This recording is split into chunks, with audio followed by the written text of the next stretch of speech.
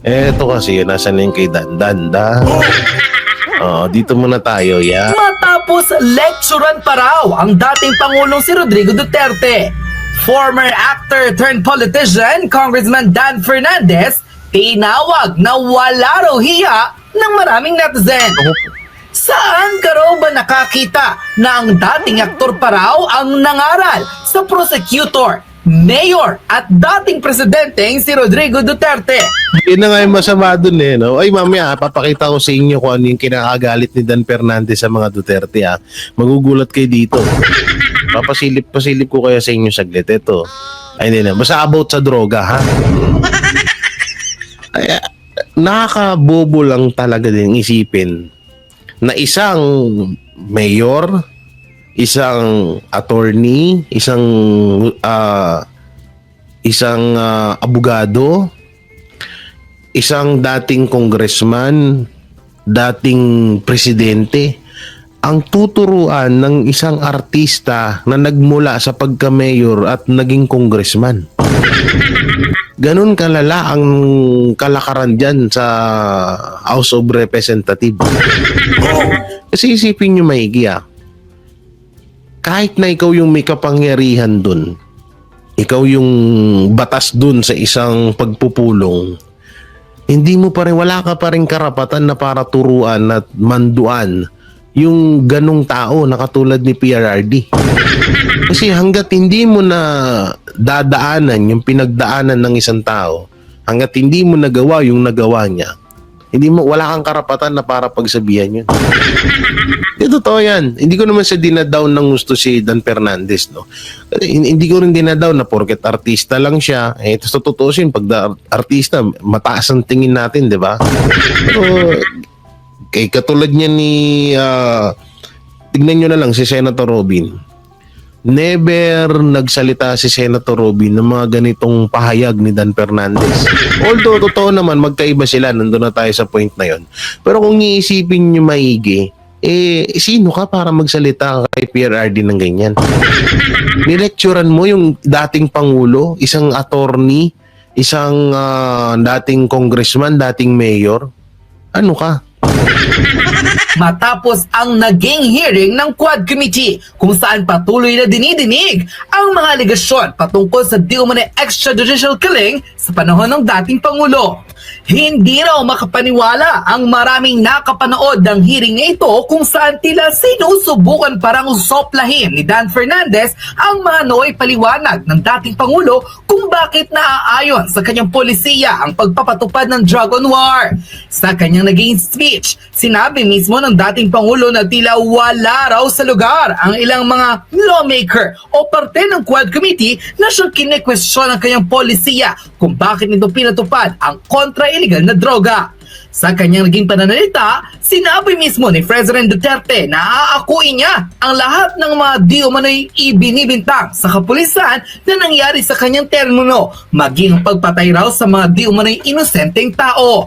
Nabwisit pa ang maraming netizen sa Santa Rosa representative na si Dan Fernandez nang tila ipamukha raw nito sa dating Pangulo na nagsisinungaling si President Duterte nang sabihin nitong wala raw siyang pamasahe pabalik-balik sa investigasyon ng Quad Committee, pero ngayon ay may 1 milyon daw itong ibibigay sa mga pulis na nawalan ng trabaho dahil sa kanyang kampanya kontra droga. Bobo. Sorry, bobo ka lang kasi kaya hindi mo na-gets. Alam mo niya, napakasimpleng logic nun Kaya siya magbibigay. Ito kasi yan logic. Diba hindi na siya presidente? Diba may ibang presidente na ngayon? So bakit kailangan si PRRD pa magbibigay ng 1 milyon na yun? Sa madaling salita, parinig yun. Or isang kalampag sa gobyerno na mas intindihin ng gobyerno yung mga kapulisan kesa sa mga katulad yung mga politiko. Yun yung ibig sabihin ni PRRD doon. Tingnan nyo, isipin nyo maigi. Wala siyang pamasahe, diba? So ano yung maibibigay niya doon sa kapulisan? Di wala. So nakakahiya naman sa gobyerno, lalong-lalo na kay Presidente Bongbong Marcos, na yung dati pang Pangulo ang magbibigay ng pera sa mga kapulisan. Hindi mo na-gets yun, Dan? Kaya ito, napakasimple nun at marami pang pwede mong gawing analisa doon sa sinabi ni PRRD na yon. Yan kasi hirap sa inyo eh. Hindi nyo masyadong pinag-aaralan at pinag-iisipan yung mga ibinibitawang salita ni PRRD. Sasabihin nyo, sinungaling. Totoo naman sinasabi niya. Ang kanyang pera na lang, yung kanyang retirement fee. Oh. So, yun nga eh. Sinabi mo na nga eh, nanggaling na sa bibig mo na wala nang pera si PRRD. So ano yung bibigay niyang pera dun? So sa madaling salita, gumising ang gobyerno, gumising ang presidente na asikasuhin niya ang mga kapulisan. Sa totoo nawalan na ng nung panahon ni PRRD, mga kapulisan, mga kasundaluhan natin dito sa Pilipinas, alagang-alaga yan. Ngayon napapabayaan na sila. Ito to yan. Ngayon napapabayaan na sila. Kaya nga nasabi ni PRRD yun. No? Ngayon, eto, kung magbibigay man ng 1 milyon si PRRD, pera niya yun. Pangalawa, hindi mo pa rin siya matuturing na sinungaling. Sa halip nga, dapat mo yun eh, kahangaan mo yun. Dahil kahit hindi na siya ang presidente ng Pilipinas, mas inaalagaan niya pa rin ang kapakanan ng mga kapulisan. Kaya ang tanong, yung presidente niyo ba, ginagampanan ba yun? Yun eh. Yun eh. Yung presidente ba ginagampanan ang kapakanan ng mga kapulisan at kasundaluhan? Logic lang dan. Kung talagang meron ka nun. Pagsupalpal sa kanya ng former president, mukhang hindi raw naiintindihan ng attorney Google na si Dan Fernandez ang kanyang ibig sabihin. Dahil kung ikukumpara raw attorney Google? O Congressman Google?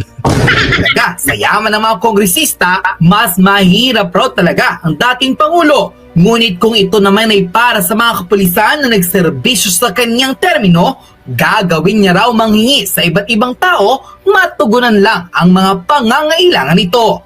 Sa pangkabobohan. Ito ay naku po, ewan ko ba, ang mahirap lang magsalita eh.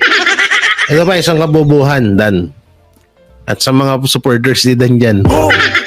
Sa mga kabobohan dyan na hindi mo naisip, mas mahalaga pa pala sa'yo yung dumalo or yung 1 milyon, mas mahalaga pa pala sa'yo na yung 1 milyon na yon ay gamitin ni PRRD para sa mga kapulisan.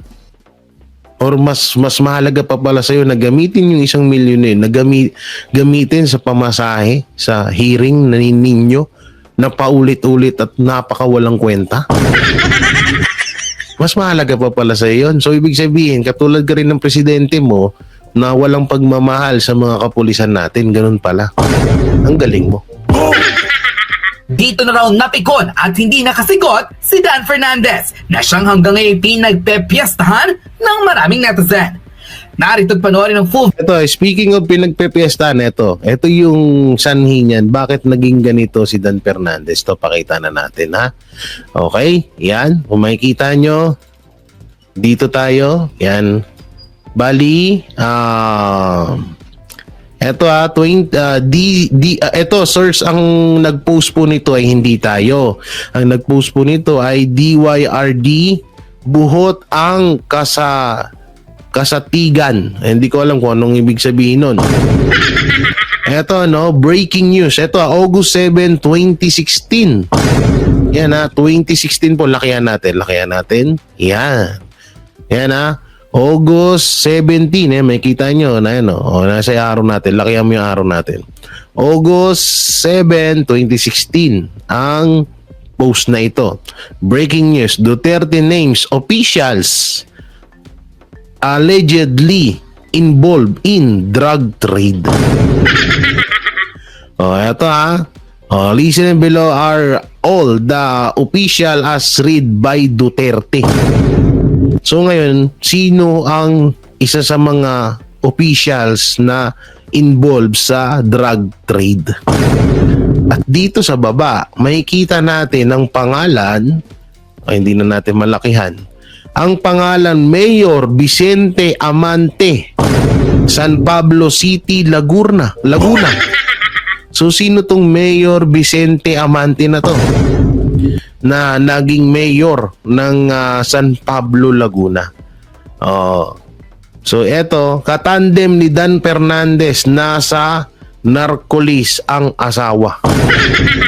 Ngayon, eto, nagain ng Certificate of Candidacy para sa posisyon ng gobernador ng Laguna si Congressman Dan Fernandez, habang ang dating actress na si Jem Castillo ang katandem niyang vice governor, asawa ni Mayor Vic Samante ng San Pablo City, Laguna. Wala na, kaya naman pala. Si best friend, so kaya pala medyo nagagalit si dahil involved pala to sa dating Vicente Amante. Post po ito ng DYRD Bohol, ang kasaligan noong August 7, 2016. So ito, baka kami magsabi, bakit naman nadamay dyan si Dan Fernandez? Na, hindi ka naman katulad yan kay BP Sara, di ba? Kay Marcos. Di ba, pinamukha sa atin ni Marcos na best friend niya si BP Sara. So siyempre, dito kasi, posibleng hindi alam ni Dan Fernandez na may record na ganito si Vic Abante. At asawa niya pa yung tinandem, di ba? So, malabong walang alam. So, tingnan naman natin yung komento ng mga netizen dito. Tingnan natin. Okay, play natin to. So, walang komento dahil walang masyadong komento, marami lang nagalit, no? Oo, maraming nagalit. So, yan po yun, no? Yan po yung sinasabi na kaya naman pala galit na galit itong si Dan Fernandez dahil dito sa issue na to. So marami pa dyan. Alam naman natin na maraming mga congressman dyan na involved sa ipinagbabawal na droga. Marami din yan mga congressman na may mga kaso. So ngayon kasi hindi yan lumalabas dahil kakampi nila ang gobyerno. Gago! So lalabas din yan balang araw. No? Sabi nga nila, panahon lang yan. So panahon nila ngayon, sa susunod na panahon din naman ng mga Duterte. That is the long and short of it. Kung anong tanong man ninyo. Mr. Chairman, recently lang po, si PNP Chief Marbil ay meron po siyang interview dito po sa, can you kindly show yung GMA News Online number 12. At sinabi po ni PNP Chief Marbil that based on the official PNP data from July 2016 to June 2022, Marbil said that 1,286 officers were affected in the line of duty, with 312 killed and 974 wounded. And at the same time, sabi niya po, Mr. President, Mr. Chairman, that these police officers carried out their responsibilities with dedication and often faced considerable risk to ensure public safety. Many officers endured not only physical harm but also found themselves entangled in legal and administrative challenges. 214, Mr. President, na mga officers ng PNP faced 352 criminal cases during this period. And according to him, that while the promise of support was made, many officers continued to face consequences largely on their own. Dinagdag pa po niya, Mr. President and Mr. Chairman, that 195 officers were dismissed over the period of 6 years. There are also 398 cops facing dismissal for various reasons. More than 20 police officers are currently in detention right now, Mr. President. The PNP chief said that numbers remind us that the impact of the anti-drug campaign was deeply felt by our police force as well. He noted that even as former President Duterte publicly committed to supporting those enforcing the campaign, he said there is no official record that these commitments were fully realized. I was not asked even for a minute. So, na Mr. tumulong and for what a particular purpose. Then I will now make this promise. I will start a fund sa protection ng mga pulis. I'm putting up 1 million. Paghahanap ako, meron akong 1 million. Hindi ako kung meron million lang, magbubula ako, sabihin ko wala. Mr. Chairman. I'll start. Yeah. But I'll raise a fund para tulungan yung mga pulis. Mr. President. And I will personally appear in court. Ako mismo ang Mr. mag-defense counsel nila. Mr. Chairman, Mr. President, 2 days ago you have mentioned that wala po kayong pamasahe papunta po dito. And I'm pretty shocked that you have 1 million in your account to help our policemen. And we salute you, Mr. President, for that. And for being honest, that you will that be... 1 that you will million be- is wait, for wait, my... wait po, Mr. that President. one- I'm Mr. million President, is for I still have the my- floor, Mr. President. Excuse for me. my As much- medicine and subsistence.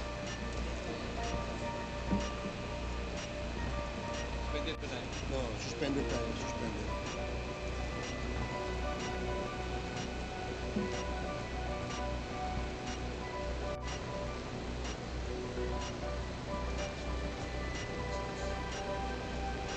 Gastos.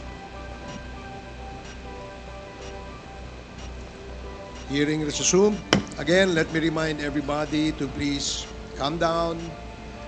Let the person talking finish his sentence first before you interject. Okay? Yun lamang po ang aking paalala sa lahat. Mr. President, Mr. Chairman, yung pong 1 million na ipagkakalob po ninyo will go a long, long way. And we are very thankful because marami pong mga officers po natin, mga kapulisan po natin na natanggal na po. 100, as a matter of fact, to be exact with that, Mr. Chairman, 195 officers na po itong na-dismiss. Nasira po ang kanilang buhay, nawalan po sila ng trabaho, they were humiliated, their dignity was lost. And Mr.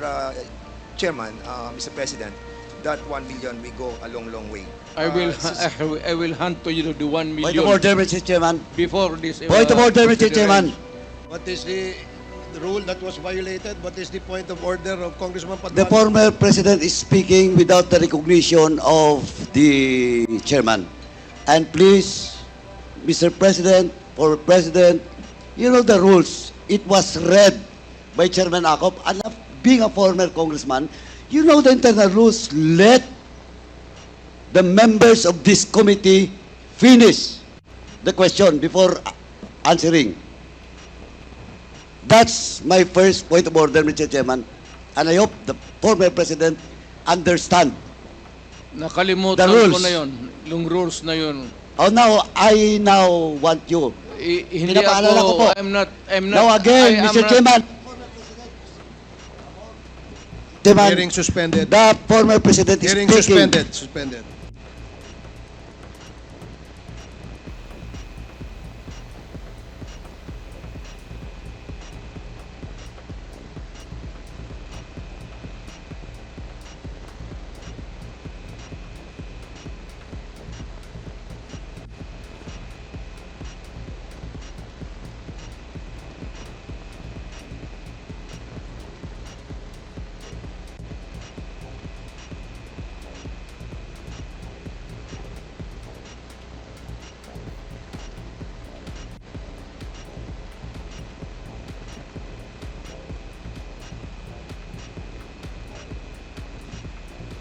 Hearing is resumed.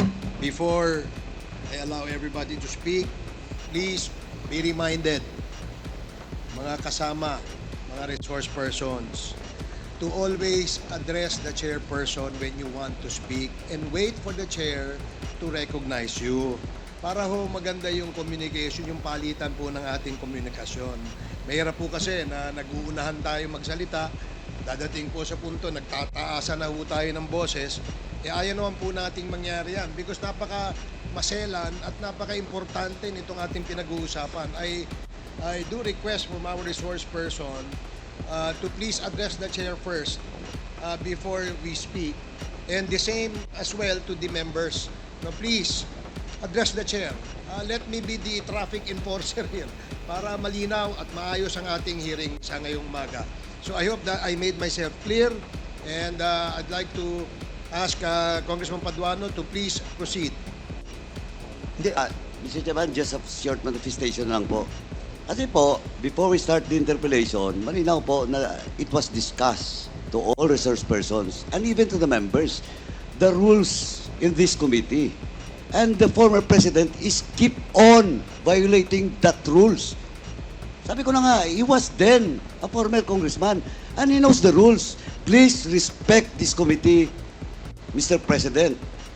And please, once again, that was my first point order, and I hope it will not happen again.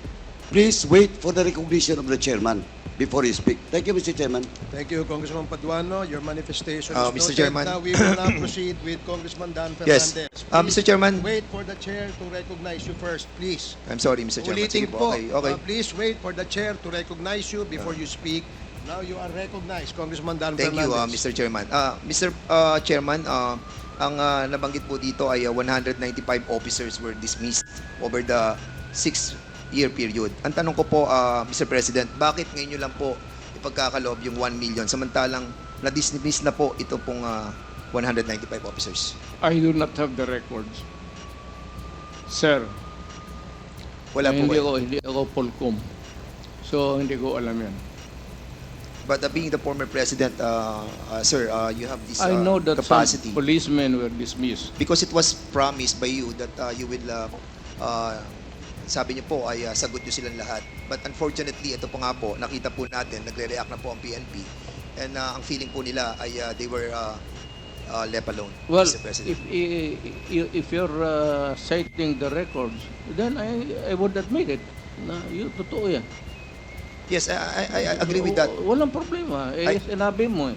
Hindi, I agree with that, Mr. President. But my question is, bakit po natin sila napabayaang katulad po nito? Sagot niyo po sila. Pero 195 man na-dismissed, 398 cops facing dismissal, 1,286 dead, at yung iba po ay wounded. Were we able to help them, Mr. President? Well, alam mo, sir, if you work for a government, there are rules to be followed. It is not just because you are a policeman that you're always correct. It is not safe to say that you are a mayor that you are always correct, that you rule the city by your own. Maraming nagkakamali, and there must be a reason for their dismissal. There cannot be a dismissal without a lawful ground. Kung napaalis yan, sir, meron talagang kasalanan. Hindi mo pwedeng basta i-dismiss mo lang yung pulit.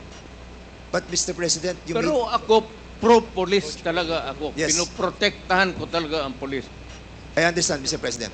But you made the promise, Mr. President, that sagot nyo sila. Sagot ko. And yun po ang problema natin, Mr. President, Mr. Chairman, that after 6 years, ngayon lang po tayo magbibigay ng tulong para po sa kanila. Hindi.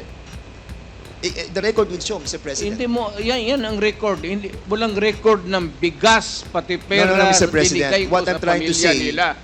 the record will show that wala pong tulong natanggap ang lahat ng ito. Hindi po ako nagsasalita nito, Mr. President. Ang nagsasalita po nito ay si Chief PNP Marbil. Alam mo si Marvin, you remind him, hindi nakalista yung mga bigas na binigay ko sa mga pamilya ng polis, pera, enrollment ng mga bata. Hindi nakalista dyan. You Mr. remind that Marvel to Mr. President, use your... ang binabanggit po natin dito ay tulong na legal. Huwag kang Also- maniwala dyan kay Marvel. Maniwala ka dyan sa... Okay, we will be... but, sige po, punta po tayo sa susunod, Mr. President. Mr. President, Mr. Chairman, I would like to show a video. And later I'll be asking the former president to answer some queries from this representation. Hindi, sir, So, sandali lang. Yes, I'm sir. not trying to be smart, Alex. I'm sorry if I'm overdoing. yeah, it's okay po, Mr. President. No problem po. It's not really, hindi ko sinasadya yun. Opo. I respect I was once a member of Congress. Medyo emotional lang kasi ako basta sa crime na talagang galit ako sa kriminal. We Baka- understand that po, Mr. President, and thank you for that.